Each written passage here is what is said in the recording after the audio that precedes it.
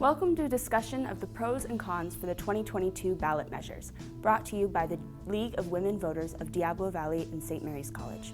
Let's talk about Proposition 29. Proposition 29 is an initiative that is worded on the ballot as requires on-site licensed medical professional at kidney dialysis clinics and establishes other state requirements. Here's some information about Proposition 29. If passed, this proposition would require at least one licensed physician, nurse practitioner, or physician assistant on site during treatment at kidney dialysis clinics. The California Department of Public Health can make an exception when there's a shortage of these practitioners, in which case telehealth must be utilized. Prop 29 also requires that clinics provide patients with a list of all physicians who have ownership interests in the clinic of 5% or more, and continue reporting this information to the state every 3 months. If they fail to do so, they could be fined $100,000. The proposition requires reporting of dialysis-related infections to a state agency and mandates state approval for clinics to close or reduce services.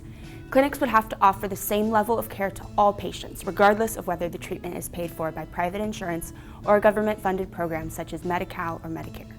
To give you a little background about Proposition 29, about 80,000 Californians receive hemodialysis every month in one of the 650 dialysis centers in California.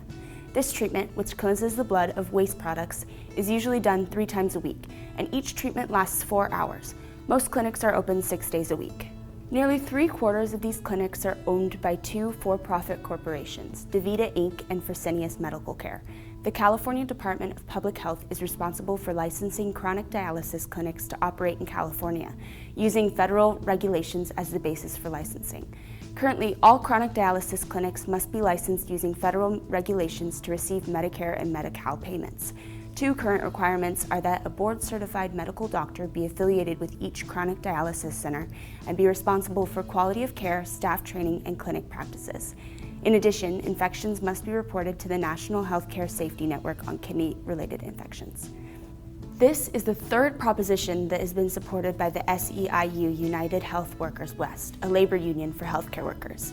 SEIU says that workers at dialysis clinics have been attempting to unionize since 2016 and have faced some retaliation by employers. In February 2017, SEIU began efforts to pass a 2018 proposition, Proposition 8, which would have put a 15% ceiling on the profits of private operators. The dialysis industry defeated that measure with a record $111 million campaign. In 2020, SEIU put Proposition 23 on the ballot, which would have required a physician to be on site during dialysis treatment. That proposition was defeated by 63% to 27% vote, with about $121 million spent on the campaign, 85% of that by the opponents, who were mainly the dialysis corporations.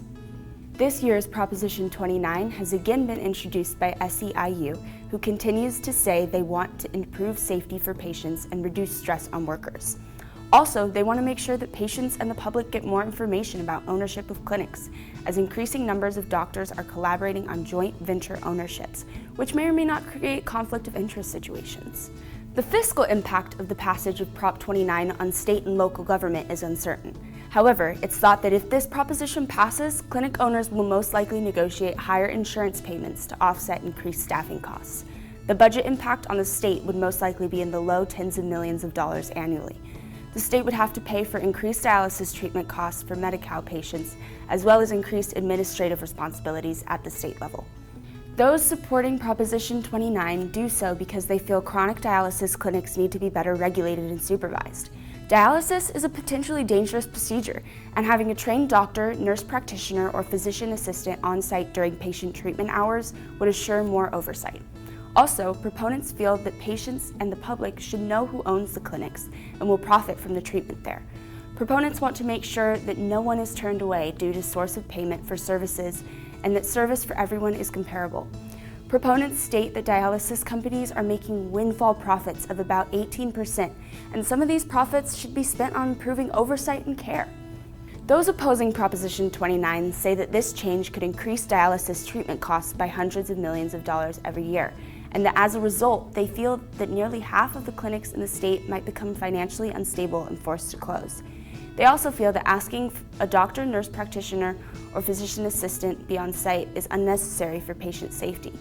Currently, only 8 states have regulations mandating staffing ratios, and there's no evidence that these staffing requirements have improved care. They say that data gathered by Medicare, which pays for most dialysis care, shows that California is doing better, with lower infection rates than in states that have more defined staffing requirements in place. Nurses and other technicians are adequately trained to administer dialysis and respond to special needs. There's also concern that this might result in a shortage of doctors in other necessary areas of care. Leading the campaign in support of Prop 29 is Californians for Kidney Dialysis Patient Protection.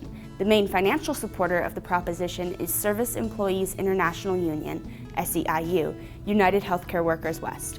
As of September 6, 2022, the union had donated $7.9 million. Opponents of Proposition 29 are the 2 largest dialysis businesses, DaVita Incorporated and Fresenius Medical Care, the Republican Party of California, American Academy of Nephrology Physician Assistants, California Medical Association, California Taxpayer Protection Committee, National Hispanic Medical Association, and California Chamber of Commerce. The main financial supporters of the opposition are the 2 largest dialysis businesses, DaVita and Fresenius.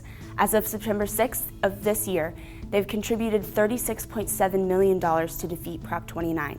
We've done our best to give you a research overview of this proposition, but please be aware that there will continue to be updates and additional information.